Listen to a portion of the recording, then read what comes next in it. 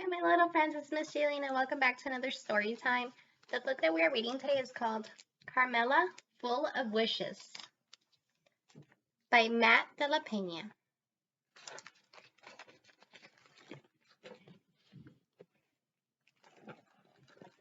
Carmela scootered along the uneven dirt path, watching men stoop to work with their hands, her birthday bracelets jingling and jangling.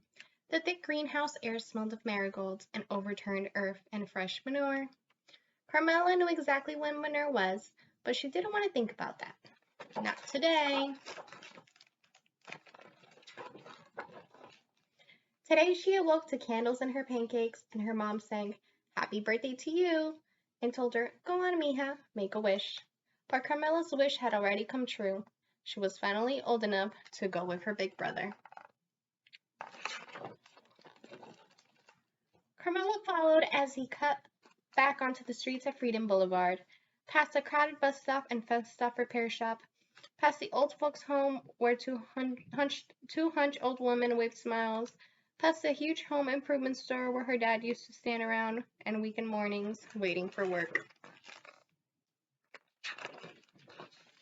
Carmela tried to make small talk with her brothers as their metal cart rattled, but her brother didn't make a small talk back. He didn't want her tagging along. Too bad, she told them, with her glare.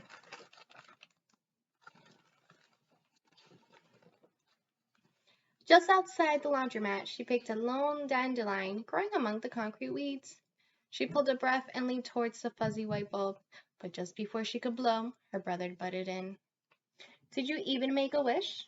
You're supposed to make a wish. Everyone knows that." "Of course I made a wish," she told him, but it was a lie.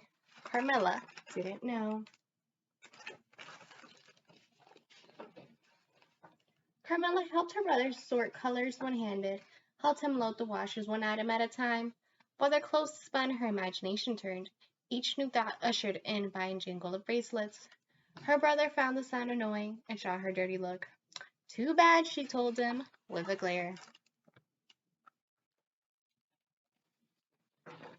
She jingled her bracelets as she rode up to Mrs. Maria's vegetable stand, imagining a machine built into her bedroom wall, one that would spit out anything she could think of, but mostly candies. She jingled her bracelets in line at the locksmith shop, imagining her mom sleeping in one of those fancy hotel beds she spent all day making for fancy guests. She jingled her bracelets at the bodega down the block from their old apartment building, imagining her dad getting his papers fixed so he could finally be home.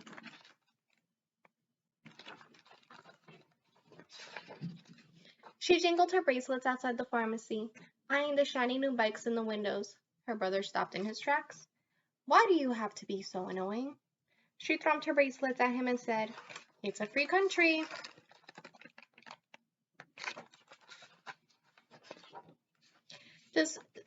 The only time she didn't reach for her bracelets was when her brother ducked into his friend's house. Carmela slumped down on the curb, silently imagining all the things she could turn him into: the slimy pink tail of a rat, a cockroach scurrying away from the light, a wheelbarrow full of manure left in the sun.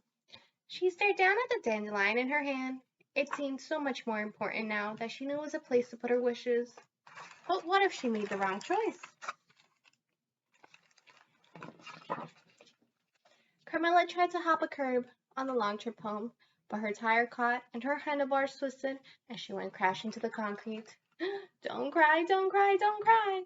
But then she saw her dandelion crushed beside the drain. She looked up at her big brother, warm tears rolling down her cheeks. He lifted up her scooter. "You okay?" She shook her head and pointed. "My wish." He took her by the arm and led her back up the block, past the laundromat and the flea market, past the greenhouses and the smell of manure, past the overgrown park across the train tracks. He didn't stop until they made it to an abandoned farmhouse near a cliff overlooking the sea. "Close your eyes," he said.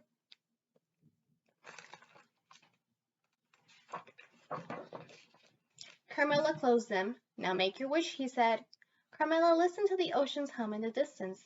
She listened to the squawking birds, She listened to the wind whistling past her ears.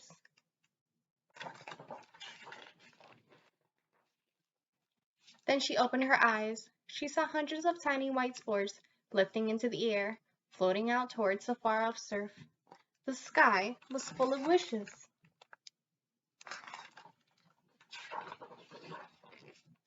Let's go, her brother said.